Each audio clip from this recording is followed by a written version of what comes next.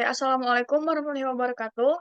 Selamat pagi, siang, sore, bahkan malam untuk audiens yang tercinta. Dan juga terima kasih kepada Bapak Rudiana Salam sebagai pengampu mata kuliah politik pertanian ini. Perkenalkan, kami dari kelompok satu dari kelas C yang akan membahas tentang ruang lingkup politik pertanian. Adapun beberapa bahasan dari kelompok kami yaitu next.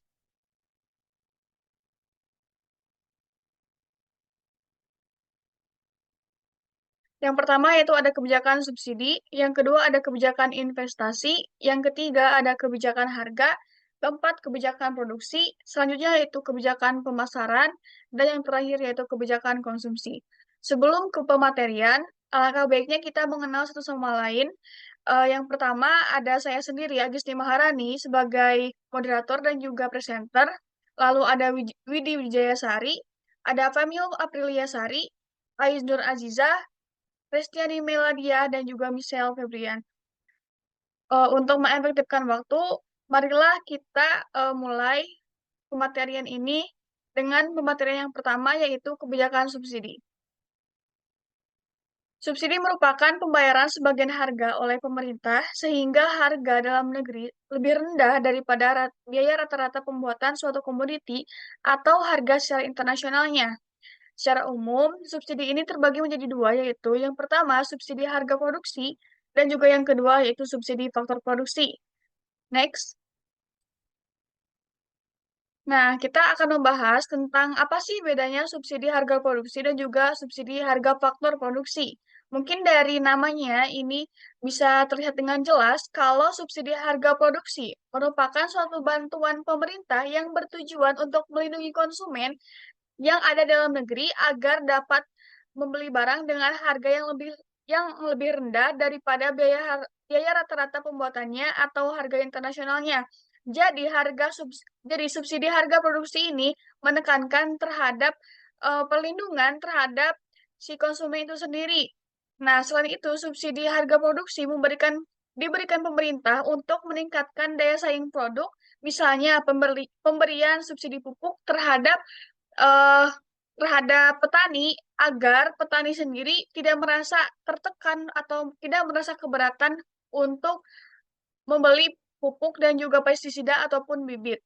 Lalu selanjutnya ada subsidi harga faktor produksi. Kata kuncinya adalah di sini harga produksi itu untuk melindungi konsumen, tetapi harga faktor produksi itu bertujuan untuk melindungi produsen.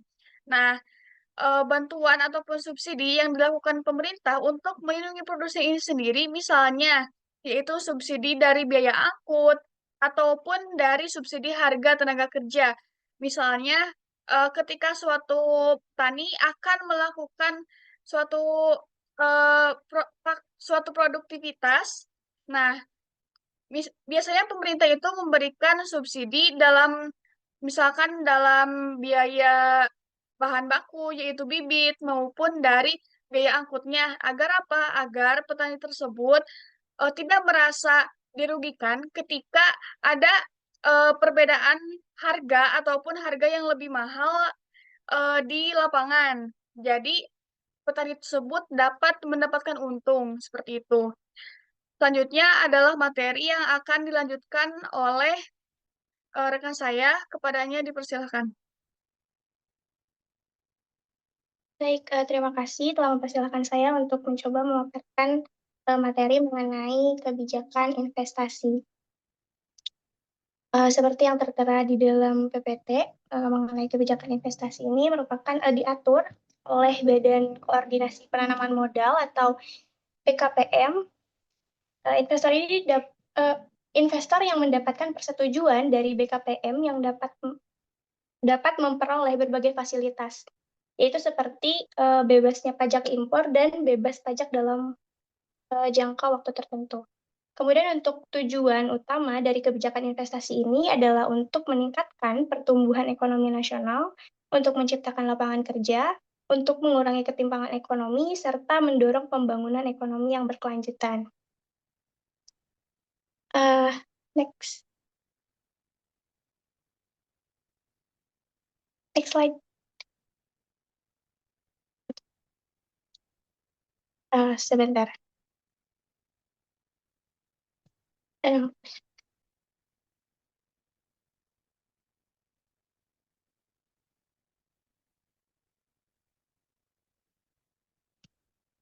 Oke, selanjutnya mengenai upaya, ada beberapa upaya yang dilakukan oleh pemerintah untuk pemerataan investasi. Yang pertama ada mengeluarkan daftar prioritas investasi atau DPI. DPI ini merupakan daftar sektor-sektor prioritas yang ditetapkan oleh pemerintah Indonesia untuk menarik investasi dan mendorong pertumbuhan ekonomi. Kemudian selanjutnya terdapat 3 sektor yang dimuat dalam DPI, yaitu ada sektor prioritas. Eh, Sebentar. Ada sektor prioritas, kemudian selanjutnya ada sektor untuk koperasi dan UMKM, dan selanjutnya ada sektor dengan pembatasan tertentu. Kemudian upaya lain yang dilakukan oleh pemerintah untuk pemerataan investasi adalah mendirikan lembaga pengelola investasi atau LPI. LPI ini merupakan lembaga yang berfungsi mengelola investasi dan bertujuan untuk meningkatkan dan mengoptimalkan nilai investasi yang dikelola secara jangka panjang dalam rangka mendukung pembangunan secara berkelanjutan. Next. Selanjutnya ada beberapa kebijakan investasi dalam pertanian yang bisa saya sebutkan. Itu yang pertama, investasi dalam infrastruktur pertanian seperti dibangunnya irigasi dan embung. Kemudian ada program food estate. Juga kedua pembangunan tersebut merupakan salah satu kebijakan investasi yang dilakukan oleh pemerintah untuk dalam bidang pertanian. Kemudian yang kedua ada insentif investasi di sektor pertanian. Itu seperti keringanan pajak bagi investor di sektor pertanian, kemudian adanya kredit usaha rakyat atau KUR pertanian untuk mempermudah petani dalam mendapatkan permodalan. Mungkin sekian dari saya, selanjutnya akan dilanjutkan oleh rekan saya.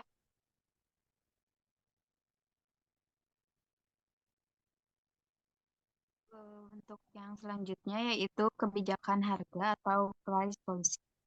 Kebijakan harga dapat didefinisikan sebagai campur tangan pemerintah, baik secara langsung maupun tidak langsung, untuk mengubah harga-harga yang diterima dan dibayarkan oleh para pelaku pasar, yaitu produsen dan konsumen. Campur tangan pemerintah dalam rantai pemasaran diperlukan karena adanya imperfeksi pasar yang merugikan produsen dan konsumen. Keadaan produsen dikatakan lebih baik apabila surplus produsen lebih tinggi, dan sebaliknya, keadaan konsumen dikatakan lebih baik bila surplus konsumen mengalami kenaikan. Next. Kebijakan harga produk pertanian bertujuan untuk mencapai salah satu atau kombinasi dari tujuan-tujuan berikut. Yang pertama yaitu kontribusi terhadap anggaran pemerintah. Kebijakan harga dapat menjadi sumber pendapatan bagi pemerintah melalui pajak atau pengaturan harga ekspor-impor. Dengan menunjukkan harga yang tepat, pemerintah dapat memastikan pendapatan yang stabil dan cukup untuk mendanai program-program pembangunan. Yang kedua yaitu pertumbuhan devisa negara. Kebijakan harga yang menguntungkan bagi produk pertanian ekspor dapat meningkatkan pendapatan negara dari sektor perdagangan internasional. Hal ini berperan penting dalam stabilitas ekonomi negara dan memperkuat posisi mata uang nasional. Yang ketiga, mengurangi ketidakstabilan harga. Salah satu tujuan utama kebijakan harga adalah untuk mengurangi volatilitas harga produk pertanian yang bisa merugikan produsen dan konsumen. Melalui intervensi harga, pemerintah dapat mengatur pasokan dan permintaan agar harga tetap terjaga stabil, terutama selama musim panen atau krisis pasokan. Yang keempat, memperbaiki distribusi pemasaran dan alokasi sumber daya. Kebijakan harga dapat meningkatkan efisiensi dalam distribusi hasil pertanian, baik secara lokal maupun internasional. Dengan memberikan insentif harga yang sesuai, distribusi barang dan sumber daya dapat diperlancar, mengurangi pemborosan, dan mengoptimalkan penggunaan sumber daya. Kemudian yang kelima, memberikan arah produksi, meningkatkan taraf swasembada pangan dan serat-seratan. Melalui kebijakan harga yang tepat, pemerintah dapat mempengaruhi petani untuk memproduksi lebih banyak atau berfokus pada jenis produk tertentu sesuai dengan kebutuhan pasar dan tujuan swasembada pangan. Hal ini juga dapat mendukung keberlanjutan sektor pertanian dalam jangka panjang. Kemudian yang terakhir yaitu meningkatkan pendapatan dan taraf kesejahteraan penduduk. Dengan menetapkan harga yang menguntungkan bagi petani, mereka akan memiliki insentif untuk meningkatkan produksi dan kualitas hasil pertanian. Hal ini pada gilirannya akan meningkatkan pendapatan petani dan meningkatkan kesejahteraan masyarakat, terutama di daerah pedesaan yang bergantung pada sektor pertanian. Selanjutnya akan dijelaskan oleh rekan saya. Baik, di sini saya akan memaparkan materi mengenai kebijakan produksi. Masalah pangan merupakan salah satu masalah nasional yang sangat penting dari keseluruhan proses pembangunan dan ketahanan nasional suatu bangsa. Pangan menyangkut kesejahteraan hidup dan kelangsungan hidup suatu bangsa, karena merupakan salah satu kebutuhan manusia. Selama itu pula diperlukan pangan karena manusia tidak dapat bertahan hidup lama tanpa makan. Next, mengingat arti dan peranan penting pangan untuk menunjang kehidupan manusia, maka pemerintah Indonesia selalu berusaha untuk mencukupi pangan, tidak hanya dari segi kuantitas, tetapi juga dari kualitas.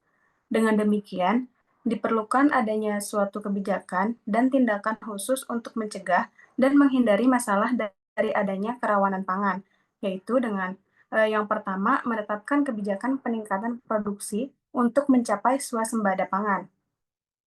Nah, usaha yang ditempuh pemerintah yang dilaksanakan untuk mencapai swasembada pangan yaitu dengan cara yang pertama ada usaha intensifikasi, yaitu untuk meningkatkan produktivitas sumber daya alam dari area hutan, pengairan, dan pertanian, baik tanah sawah, sawah pasang surut, tanah kering, dan sebagainya, dengan menggunakan segala sarana produksi. Kemudian yang kedua ada usaha ekstensifikasi, yaitu untuk memperluas area persawahan dengan pengembangan irigasi baru, pengembangan daerah rawa, dan perluasan area pertanian baru. Next. Yang ketiga ada usaha diversifikasi, yaitu untuk mendorong keanekaragaman usaha tani dan komoditi di suatu wilayah, seoptimal mungkin sesuai dengan sumber daya alam yang ada. Kemudian yang terakhir ada usaha rehabilitasi, yaitu untuk memulihkan kemampuan daya produktivitas sumber daya lingkungan, terutama untuk daerah rawan dipadukan dengan sektor lainnya.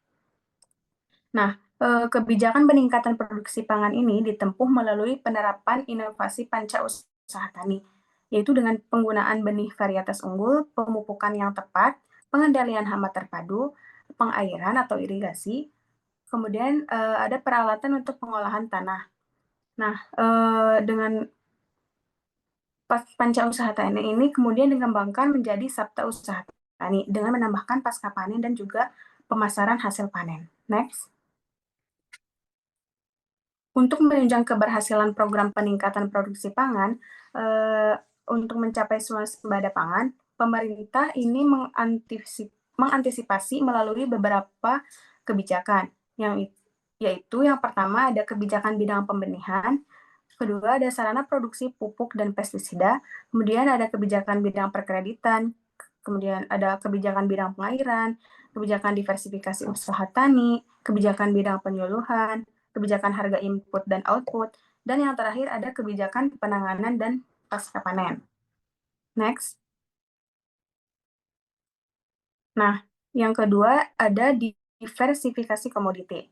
Diversifikasi di sektor pertanian sebenarnya sudah merupakan kebijakan yang cukup lama, tetapi pengembangannya masih relatif tertinggal karena beberapa hal, yaitu yang pertama karena titik perhatian masih terpusat pada usaha untuk mencapai swasembada beras. Kemudian yang kedua, pengembangan pengembangan teknologi budidaya komoditi di luar padi masih juga tertinggal. Dan yang ketiga itu, kebijakan di bidang pemasaran masih condong pada komoditi padi. Nah, di bidang produksi, ada dua pengertian mengenai diversifikasi, yaitu ada diversifikasi horizontal, yang dimana diversifikasi yang berkaitan dengan produksi, kemudian yang kedua ada diversifikasi vertikal, yaitu berhubungan dengan sisi permintaan. Mungkin dari saya sekian, selanjutnya akan disampaikan oleh rekan saya. Terima kasih.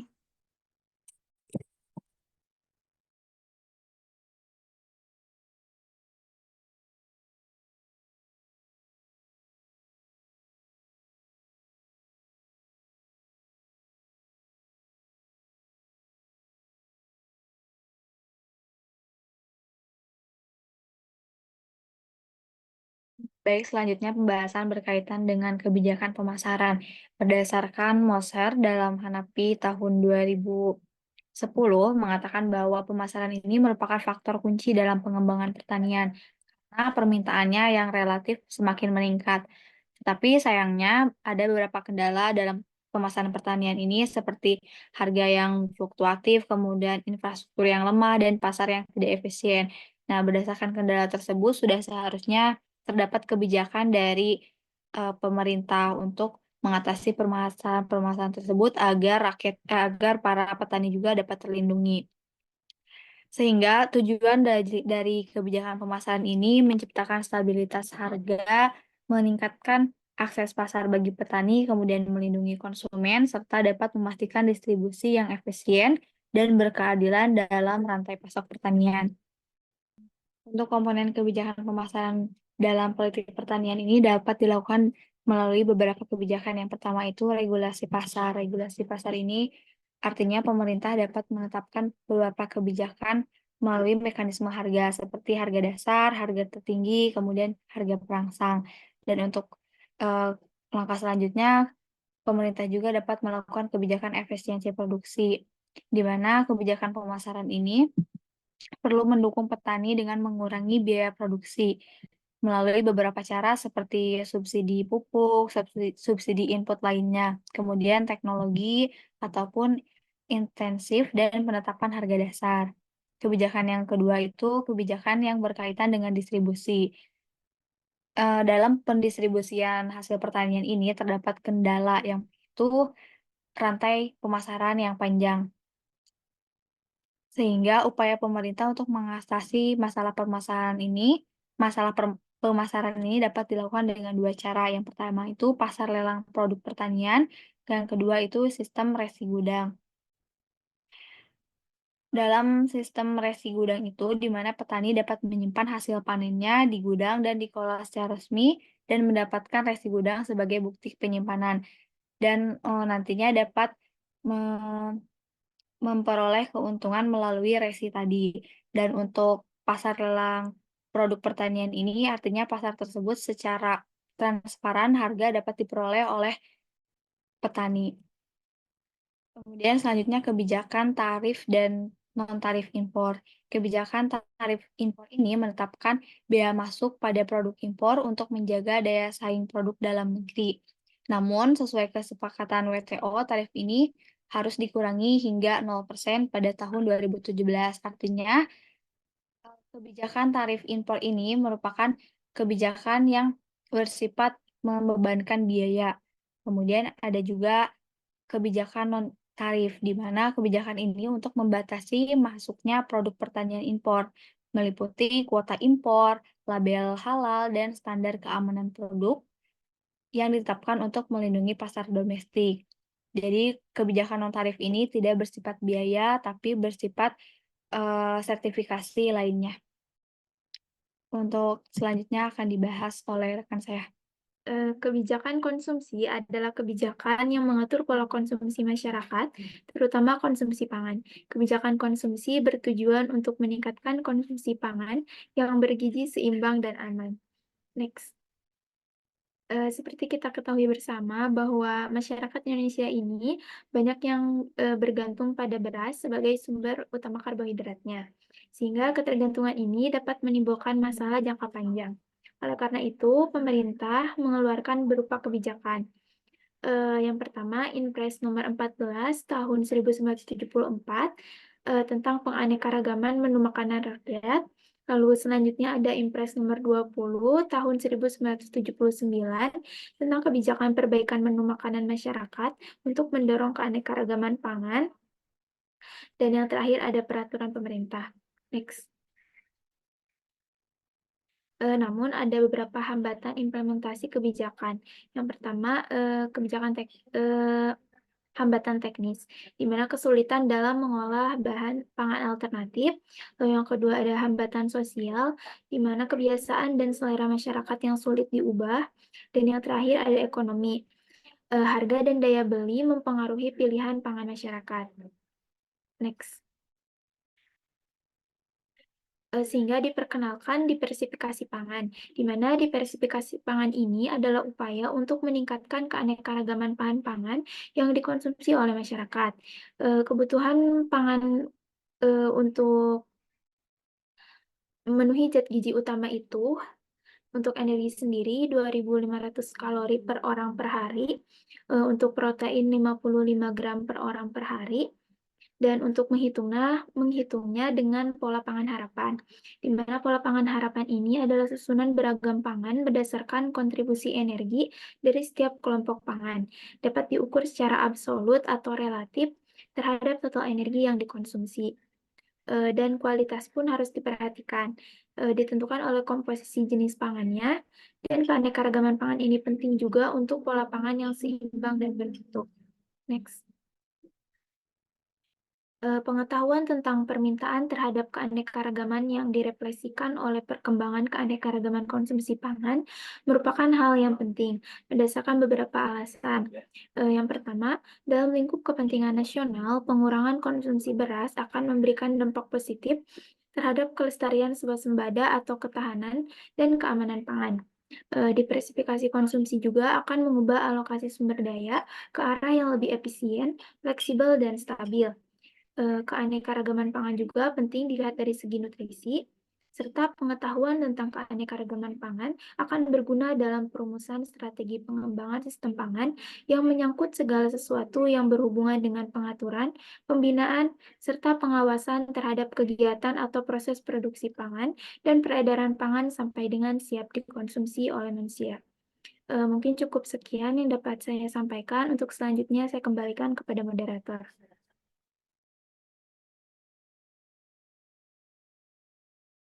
Oke, setelah membahas materi yang telah dijelaskan oleh rekan saya, sampailah kita pada kesimpulan bahwa kebijakan pertanian memiliki peran yang krusial dalam mendukung ketahanan pangan, yaitu meningkatkan kesejahteraan petani serta menciptakan stabilitas harga dan distribusi yang adil.